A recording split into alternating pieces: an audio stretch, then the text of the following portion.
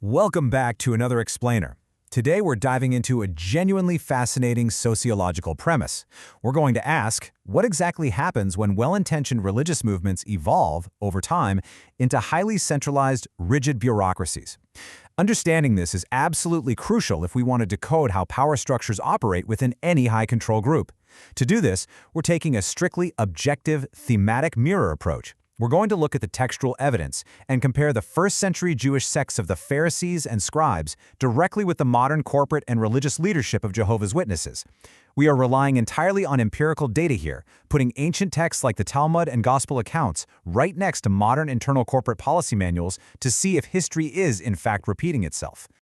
To break this all down, we'll be hitting 6 key areas today. First, fencing the law, then elite authority, weaponized isolation, performative metrics, institutional preservation, and finally, we'll look at the systemic parallels. All right, let's jump right into Section 1, Fencing the Law, Extra-Biblical Legalism. Okay, let's dive into this by setting the historical stage. You've probably heard of the Oral Torah, right? It was later codified into what's known as the Mishnah. Now, the original intention here by the Pharisees was actually pretty noble. They wanted to build a protective fence around the Mosaic Law to keep people from even coming close to breaking it. It's like putting a guardrail miles away from the actual cliff. But, as our sources point out, this eventually devolved into hundreds of burdensome, arbitrary micro-regulations. It led to obsessive rules about Sabbath travel distances, strict dietary minutiae, and grooming standards. It completely overrode personal conscience and essentially placed human tradition way above the actual divine law. Now, if we look behind the curtain, the parallel is pretty wild. The ancient text in Matthew 23, verse 4, calls out this exact practice, saying, "They bind up heavy loads and put them on the shoulders of men." Looking at the modern counterpart, the source material points directly to the Shepherd the Flock of God Elder Manual. This is a confidential, internal, judicial rulebook used by Jehovah's Witnesses. While their public literature claims the Bible is their sole guide, this internal codex dictates highly subjective corporate rules for judgment. It invents entire categories like brazen conduct or loose conduct that you literally will not find in the Bible, but leadership uses them to heavily police a member's private life. These modern fencing regulations manifest in some very specific real-world ways. For instance, a 2016 Watchtower actually imposed rigid non-biblical dress codes, using things like skirt and suit lengths as a literal gauge of a member's spirituality. The sources also highlight a fascinating, almost whiplash-inducing shift. For decades, there were these incredibly strict, unwritten restrictions on men growing beards. Then, overnight in December 2023, the governing body just released a video and arbitrarily deleted the rule. It perfectly demonstrates that the restriction was purely a human corporate policy, not scripture. There's even a complex matrix regulating acceptable and unacceptable blood fractions, which essentially constructs a rabbinic-style legal framework right over the top of personal medical choices. Moving right along to Section 2, Elite Authority, Infallibility, and Moses' Seat. Back in the 1st century, a tiny group of religious elites viewed themselves as the only authorized interpreters of the law. Matthew 23 notes that they seated themselves in Moses' seat, essentially demanding absolute compliance, while viewing the common, everyday people as spiritually uneducated. Based on the structural comparison in our sources, the modern governing body of Jehovah's Witnesses claims an almost identical position. They position themselves as God's exclusive channel of communication on earth. They are the single entity through which all spiritual direction has to flow, treating the rank-and-file members as if they require constant, rigid management.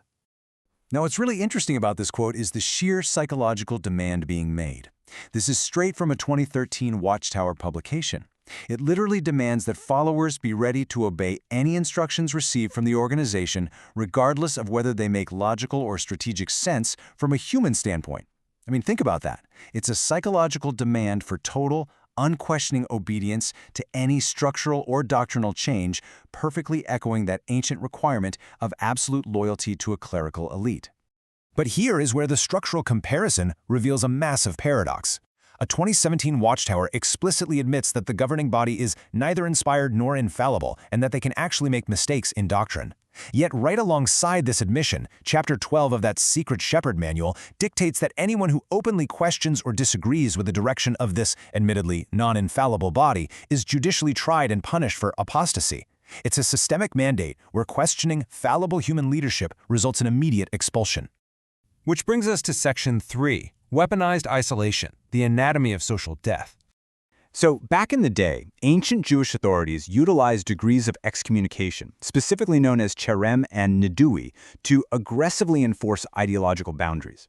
If you challenged the elite, you weren't just disagreed with, you were systematically banished. This mechanism resulted in total social quarantine and immense financial devastation.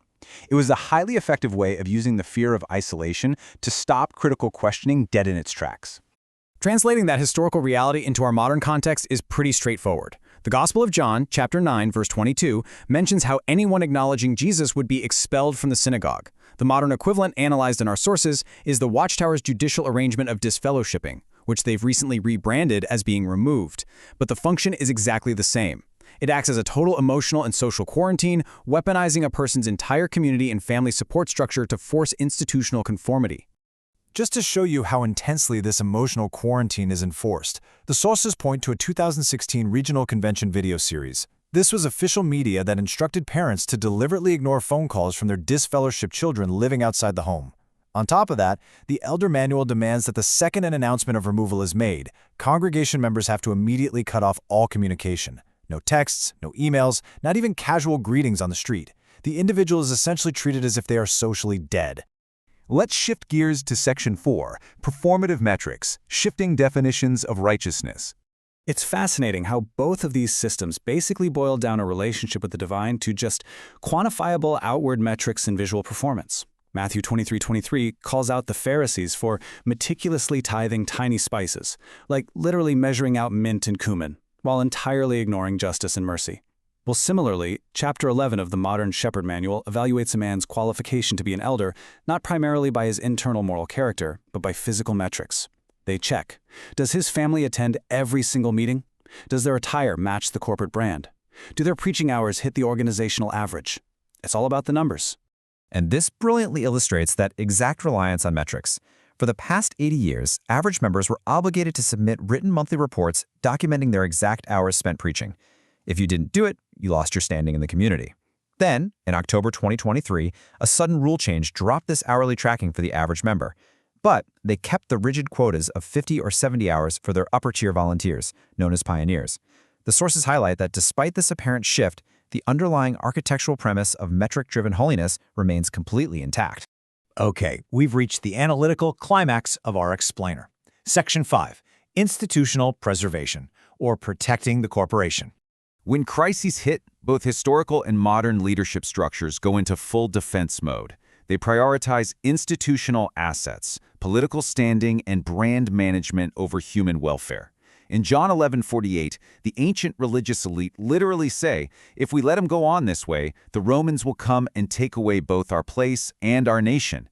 This objective comparison maps that ancient fear of losing institutional power directly to the modern Watchtower's handling of child sexual abuse allegations.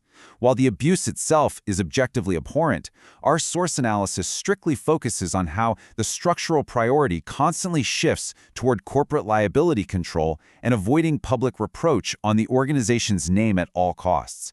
So the crucial point is how an ancient law gets literally applied in a modern corporate setting.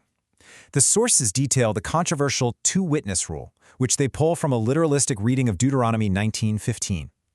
This internal policy dictates that unless there are two eyewitnesses to an act of child abuse or a confession, an internal judicial committee cannot take disciplinary action against the accused. This highly literal application actively shields the organization from taking action based solely on a single victim's testimony. And it goes further. Chapter 14 of the Shepherd Manual explicitly instructs local elders that the moment an allegation surfaces, their absolute first call must be to the branch office's legal desk, and that is prior to contacting secular law enforcement. The analysis here shows that this confidential mandate is purposefully designed to safeguard the organization's financial and legal interests above all else, basically binding local volunteers to corporate non-disclosure. Bringing it all together now in Section 6. The systemic parallels, semantic equivalence. When you step back and map the vocabulary of these two eras, the equivalence is just staggering. It's a clean one-to-one translation. The ancient tradition of the elders maps perfectly to modern organizational arrangements. Being put out of the synagogue is the exact structural equivalent of being disfellowshipped or removed. And the ancient dismissive term for the uneducated populace, am ha'eres, perfectly mirrors the modern label of worldly people or bad associations. The vocabulary might span 2 millennia, but the underlying corporate religious sociology is identical. So, as we wrap up this explainer, all this data leaves us with one incredibly profound sociological question to consider. If an organization systematically demands absolute loyalty, utilizes severe social isolation to silence dissent, and prioritizes protecting its own institutional power above all else, is its authority truly divine, or is it entirely human? Thank you so much for exploring this heavy but fascinating topic with me today. Keep questioning, keep learning, and I'll see you in the next one.